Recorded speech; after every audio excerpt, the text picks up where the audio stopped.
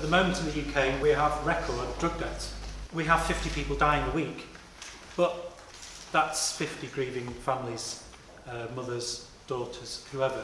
50 groups of grieving people every week. When my involvement in conventional policing, I had a great deal to do with investigating drug deaths. And I can say with certainty that each one of those drug deaths could have been prevented in a regulated system. Now in my work, working undercover, which I did over the space of about 14 years, for the work that I did, I tried to infiltrate organised crime groups from the lower end up. And over that time, many times I went to Crown Court to give evidence, and I would have to be smuggled in. I would give evidence behind a screen with a pseudonym to protect my identity. In fact, even when I travelled around the country working undercover, even the police officers that I worked with weren't allowed to know my real identity. Because such is the power of corruption from the money involved in drugs, the gangsters have spies in the ranks of the police as well. And I have encountered that firsthand. So the anonymity is quite a sensible thing. I've had more death threats than I can remember. But in becoming part of LEAP and becoming part of public life, this is my real name. I have given up that anonymity.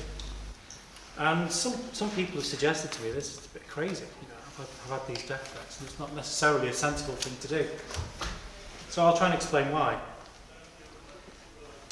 I had all sorts of dangerous experiences working undercover, being threatened with samurai swords or cars or whatever other things, various dangerous experiences. But they are not the things that stay in my mind. The things that stay in my mind are the people who are trampled on by our drug laws, who are trampled on by prohibition. People like Gary in Nottingham, who I had manipulated over the space of about 3 months for the purposes of catching the gangsters I was after. And you have to bear in mind that there are many organised crime groups, many gangsters in this country, that the only way they will ever get caught is by the kind of undercover work that I did, the kind of manipulation that I had to do.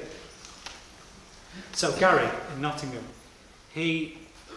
when he was arrested, was suicidal. He had to be watched in the cells because he was suicidal. And this is not because of the danger that I put him in. I had put him in danger because I manipulated him and showed him in front of the gangsters. I had put him in danger. It's not because he was scared of going to prison.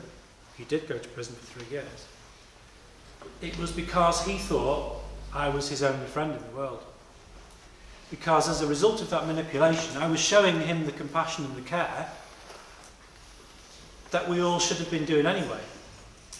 But the only time he got that compassion and care was so that he could be manipulated for prosecuting our insane drug laws. And that's the only way he got the compassion. So, yeah, he was suicidal. Or the couple in Northampton, who I also manipulated in similar terms. The only support structure they had was each other in their problematic drug use. And as a result of their interaction with the law, our drug laws, they were separated by a 3-year prison sentence, because obviously they couldn't go to prison together. And so this is why I spoke out, and I am very proud to be part of this growing movement, this global movement. And I do hope that in the coming months that many of us will continue to be vocal, and we will continue to explain about the costs and corruption of the war on drugs. And I do hope that lots of people will listen. And please, when law enforcement figures say things like this, please ask us why. Thank you.